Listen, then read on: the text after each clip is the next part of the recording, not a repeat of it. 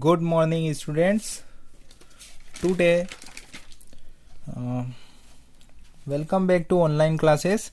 Today, we will discuss about Unit 2 poem, and poem name is On the Grasshoppers and Cricket. Grasshoppers आप अच्छे से जानते हैं. Grasshoppers क्या होते हैं? जो ग्रुप ऑफ इंसेक्ट्स होता है. मीन्स क्या? जो टिड्डों का एक ग्रुप होता है, ग्रासशॉपर्स कहा जाता है. एंड क्रिकेट, दैट मीन्स झिंगूर. समझते ही हो आप झिंगूर के बारे में, जो कि एक इंसेक्ट है. ठीक है. So let's start this story, this poem. I am telling you this story about grasshoppers and cricket. कि इस पोयम में जो है, this poem theme is beauty of nature, written by John Keats. Okay.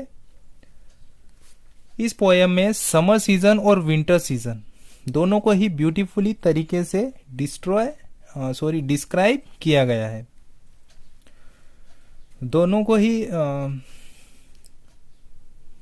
गाने के साथ में इंसेक्ट्स के द्वारा, जो ग्रासशॉपर्स एंड क्रिकेट जो इंसेक्ट्स है, इन्होंने गाने के साथ में ही इस सीजन को काफ़ी ज़्यादा ब्यूटीफुली बना दिया है. वो कड़कती धूप में भी बहुत प्लीजेंट लगता है, और ठंड में भी क्या होता है, जो दैट मीन्स क्रिकेट का जो साउंड होता है, जो सॉन्ग होता है, वो काफ़ी ज़्यादा वार्मथ देता है, मीन्स गर्माहट देता है. ठीक है. So let's start this poem on the grasshoppers and cricket. The poetry of the earth is never dead. यानी नेचर, that means earth का जो सॉन्ग है, उसकी पोइट्री है, वो कभी खत्म नहीं होती, मरती नहीं है, हमेशा ही चलती रहती है. When all the birds are faint with the hot sun. यानी सभी जो बर्ड्स होते हैं, जो पक्षी होते हैं, उस कड़कती धूप में भी परेशान हो जाते हैं. And hide in the trees, और पेड़ों की ठंडी छांव में छुप जाते हैं. मतलब जो पक्षी होते हैं वह कड़कती धूप में भी परेशान हो जाते हैं, और ठंडी जो पेड़ों की छाया होती उनमें छुप जाते हैं. A voice will run from hedge to hedge about the new mown mead. Students, mid means होता है जो घास के मैदान होते हैं, उन्हें कहा जाता है मीड. ठीक है. So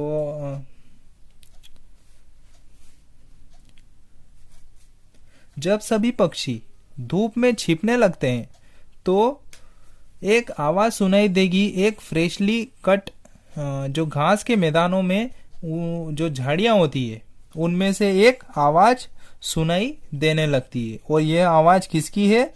that is the grasshoppers. यह जो आवाज है वह है ग्रासशॉपर्स की.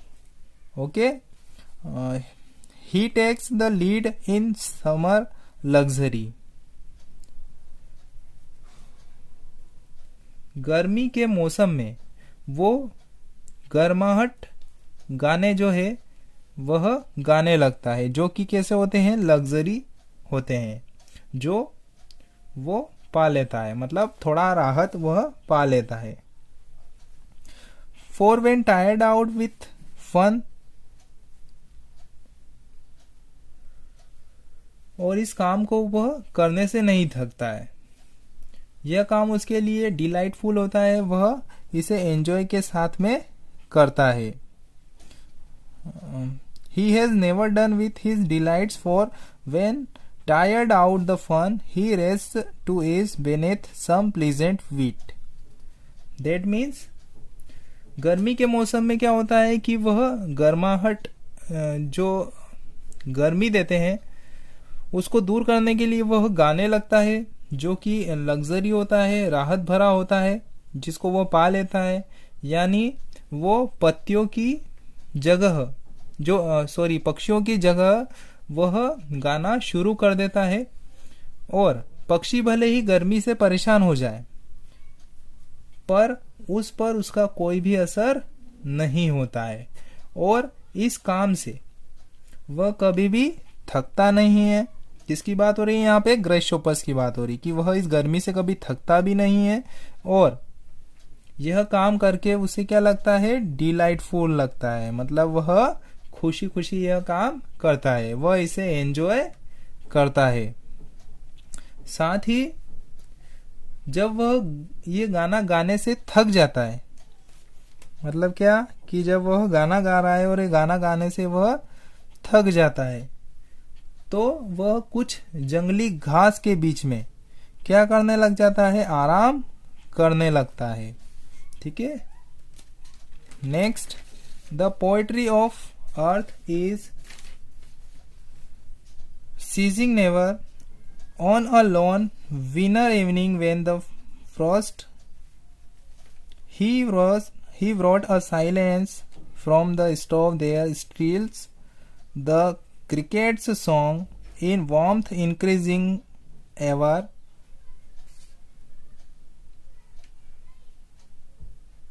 That means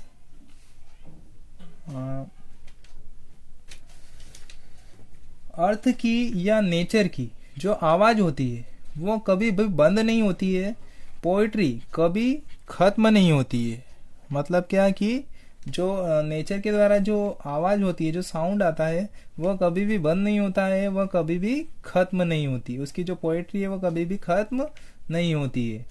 एक अकेली जो विंटर की शाम के समय जब बर्फ पड़ने के कारण हर तरफ क्या होती है? शांति छा गई और सारी जगह पर सन्नाटा हो जाता है।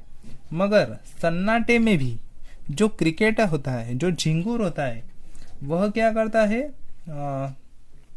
अपने सॉन्ग गाना शुरू कर देता है, और उसकी जो सॉन्ग की जो आवाज होती है, क्रिकेट की जो आवाज होती है, सॉन्ग्स होता है, उसकी आवाज एक वार्मथ पैदा करती है, मतलब एक गर्माहट देती है, जो धीरे धीरे क्या होती है?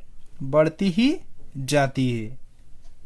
मतलब ऐसा लगता है कि वो झिंगुर गाना गाकर हमें भी गर्मी दे रहा हो। And seems to one in drowsiness half lost the grasshoppers among some grassy hills. और वो लोग जो ड्रोसीनेस है, मतलब स्लीपी है, आधे नींद में है, उन्हें उनका गाना, मतलब जो क्रिकेटर है, जो क्रिकेट है, उसका गाना ऐसा लगता है मानो कि किसी ग्रासहोपर्स का गाना है, जो किसी पहाड़ी के या घास में बैठकर गा रहा है। इतना सिमिलर है ये दोनों का गाना, मतलब ग्रासहोपर्स का गाना और क्रिकेट का गाना जो सॉन्ग है, इन दोनों का जो सॉन्ग है वह आपस में क्या है? बिल्कुल सिमिलर है। मतलब जो स्लीपी है, जो नींद में व्यक्ति है, लोग है, वह उनको ऐसा लगता है कि यह कौन गा रहा है? जो क्रिकेट जब गाना गाता है तो उनको ऐसा लगता है कि वह ग्रासहोपर्स गा रहा है। ठीक है। So students, this is the end of the poem. And यहाँ पर स्टूडेंट्स ये पोएम एंड हो जाती है। यहाँ पोएट दोनों ही सीजन्स को डिस्क्राइब करते हैं, summer season and winter season.